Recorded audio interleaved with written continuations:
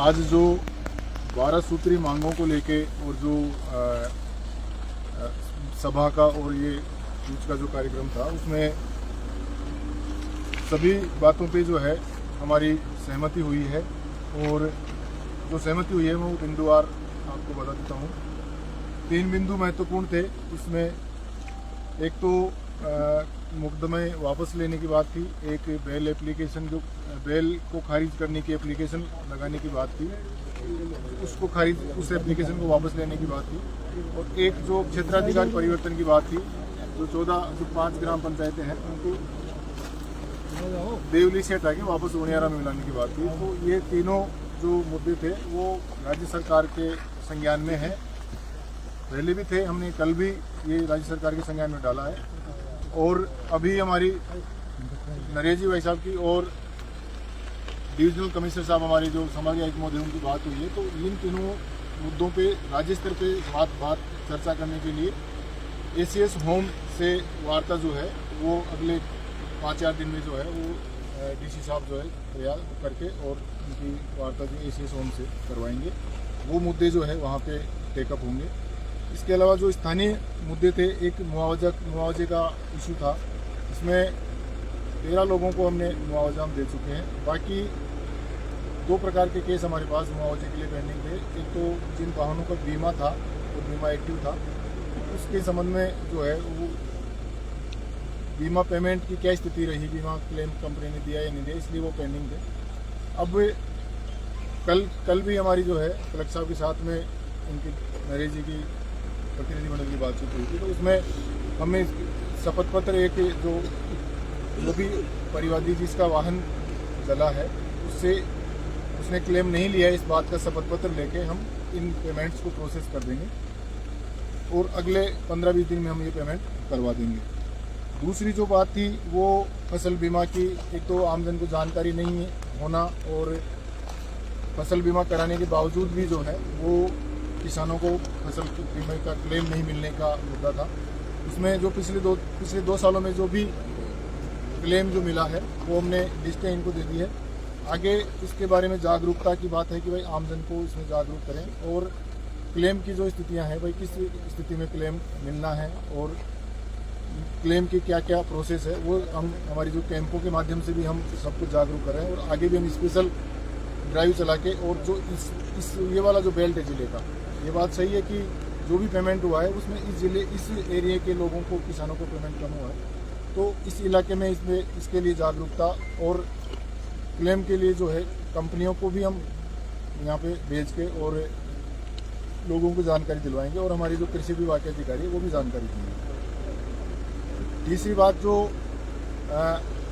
अभी फसल खराबे से, अतिवृष्टि से जो फसलें खराब हुई, पिछले साल भी खराब हुई और इस साल भी खराब हुई। तो पिछले साल जो 2021-2024 का जो मुआवजा है वो हम दे चुके हैं 96 करोड़ रुपए का। 96 करोड़ रुपए का भुगतान हम कर चुके हैं, 4 करोड़ का बाकी है। अभी इस साल का जो अभी 2025 में जो खरीफ की फसलें अतिवृष्टि से हमारी खराब हुई है उसका मुआवजा हमने गवर्नमेंट स्तर पर भेज दिया है। हमने अभी 5 करोड़ का इसमें पेमेंट भी कर दिया है और बाकी हमारा इस लेवल पे है। तो अलग अलग स्टेज पे ये पेमेंट भी हम जल्दी स्टेट लेवल से करवा देंगे। कांटे भी बढ़ाने वो सर वो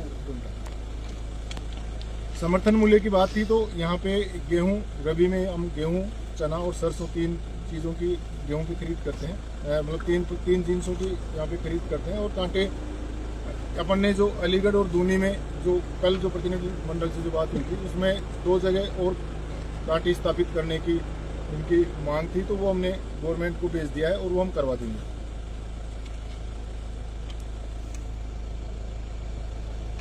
ईआरसीपी के संबंध में जो है, ईआरसीपी के संबंध में जो भी ये अवाप्ति की जो कार्रवाई चल रही है उसके संबंध में जानकारी चाहिए गई थी। तो हमने टोटल अभी तक जो जिस स्टेज पे जिस प्रोजेक्ट का जिस धारा में कार्रवाई हो रही है और 983 पेज का पूरा डिटेल जो है हमने कल प्रतिनिधि मंडल को उपलब्ध करवा दिया था। एक्सप्रेसवे के लिए हमने जो पीडी सवाई माधोपुर है, ये डिमांड थी कि एक्सप्रेसवे जो गुजर रहा है उसमें टोंक में कहीं भी कट नहीं है, उतरने चढ़ने की कोई व्यवस्था नहीं है। उसके लिए हमने पीडी सवाई माधोपुर को कल ही चिट्ठी लिख दी थी और उनसे कहा है कि भाई जो भी एज पर इसको परीक्षण करके जो भी नॉर्म्स के हिसाब से जो उचित हो उसमें ये कार्रवाई करें, और इसको हम और आगे भी फॉलोअप इसको कर लेंगे। गलवा बांध की गलवा बांध का जो मुद्दा है उसमें बूंदी जिले के कुछ काश्तकारों को उस टाइम पे पेमेंट नहीं हुआ था क्योंकि उन्होंने डिमांड ही नहीं की थी। अब चूंकि ARCP के कारण गलवा बांध जो हमेशा भरा रहेगा तो किसानों की भूमि अवाप्त उस टाइम पे हो गई थी, लेकिन मुआवजा उन्होंने नहीं लिया था। अब ये गवर्नमेंट लेवल पे हम इसको भेज के और वापस मुआवजे की जो भी प्रक्रिया है उसको हम स्पीड अप करा के और आगे की कार्रवाई करवाएंगे इसमें। और वो डिटेल भी मेरे पास है कि कितने काश्तकारों का कितना कितना पैसा किसने नहीं लिया, वो मैं आपको दे दूंगा।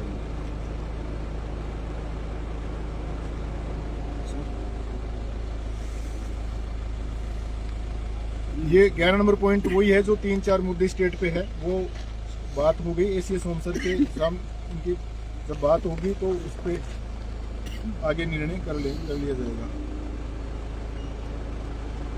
कुछ स्थानीय मुद्दे और आए थे। एक तो फुलेता कोई PSC का मुद्दा था, तो हमने इसका परीक्षण करा लिया है। और हम जो है ये जहाँ पे आम जनता इसको स्थापित करना चाहती है फुलेता गांव में, वहीं पे हम इसको हमने डायरेक्शन दे दी चिकित्सा विभाग के अधिकारियों को कि भाई इसको वहीं पे करवाया जाए।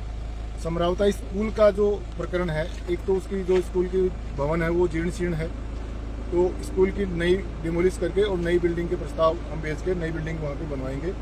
दूसरा, इसका क्रमोन्नति की बात थी, तो क्रमोन्नति के प्रस्ताव हमने कल ही जो है निदेशक माध्यमिक शिक्षा बोर्ड माध्यमिक शिक्षा को बीकानेर को कल भिजवा दिए, उसकी कॉपी भी हम आपको भी उपलब्ध करवा देंगे। 2 सड़कों के बारे में बात हुई थी, अलीगढ़ से सोप और अलीगढ़ से आसल गांव।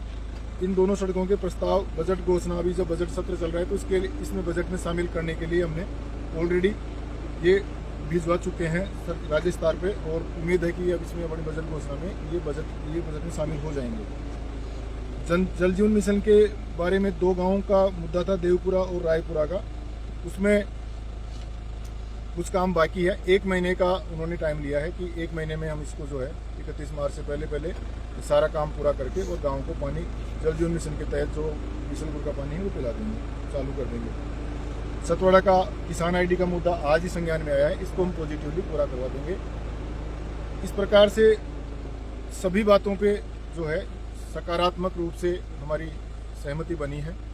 और मालियों की झोपड़ियों का सर वो बात हुई थी, मालियों की झोपड़ियों में स्पेसिफिक सैंक्शन जो है हमने ले ली है और अगले 1 महीने में उनको मुआवजा दे दिया जाएगा। मालियों की झोपड़ियों का मुद्दा ये था कि उनके ज़मीन तो फर्स्ट फेज में आ रही थी, लेकिन उनके मकान जो है वो सेकंड फेज में आ रहे थे।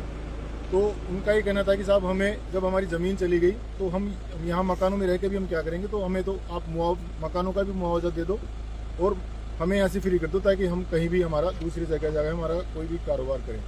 तो गवर्नमेंट को स्पेशल प्रस्ताव भेजा और वो सैंक्शन भी हो गया है और अगले कुछ दिनों में उसका मुआवजा हम दे देंगे। और एक ये रघुनाथपुरा वाला पुलिस विभाग से संबंधित एक मामला था जिसमें SHO सौंप और दूसरा जो स्टाफ था उसके ऊपर आरोप लगाया गया था कि इन्होंने घर में घुस करके मारपीट वगैरह की है और महिलाओं को गिरफ्तार करके ले आए हैं। इस संबंध में बात हुई है, इसमें CO स्तर के अधिकारी से जांच करवा ली जाएगी 15 दिन में, और जो भी इसमें दोषी पाया गया उसके खिलाफ कार्रवाई की जाएगी और उसको थाने से हटाया जाएगा। जितेंद्र जी सर, वो पूरा वो दे दो। इसमें जो भी बातें मैंने मतलब इसमें चर्चा हुई ना, उसके सब के डॉक्यूमेंट्स जो है सारे कागज इसमें है। तो इस प्रकार से जो है हमारी पूरी सहमति बनी है। हमने 10 दिन पहले देवली उनियारा की और कुछ स्टेट लेवल की जो समस्याएं थी उनको लेकर जन आंदोलन का आह्वान किया था। आज बड़ी तादाद में लोगों ने शामिल होकर इस आंदोलन को सफल बनाया। हमारी पहले भी जिला प्रशासन से बात हुई थी, ज़्यादातर चीज़ों में पहले सहमति बन गई थी, लेकिन कुछ मांगे जो पेंडिंग थी उस पर आज सरकार लेवल पे बात हुई है। संभागीय आयुक्त साहब से मेरी बात हुई है, उन्होंने आश्वस्त किया है। और जो मामला रघुनाथपुरा का जो पुलिस का मामला था सोप थाने का, उसमें SP साहब से बात हुई है, 15 दिन के अंदर अंदर जांच करके और दोषी जो भी थानेदार या जो भी और लोग भी थे उन पर कार्रवाई होगी। दूसरा, कुछ जो पुलिस में ऐसे लोग हैं जो बदनाम है पूरे एरिया में वसूली के नाम पर, उनका भी हमने एसपी साहब को संज्ञान में डाला है और उनकी भी तुरंत ही वो जल्दी ही जांच करके उनको भी कार्रवाई करेंगे। तमाम लोग जो इस आंदोलन में शरीक हुए, अभी रात तक, इतनी रात तक यहाँ लोग जो रुके हुए हैं, उन लोगों को सबको बहुत बहुत धन्यवाद। राम राम साहब।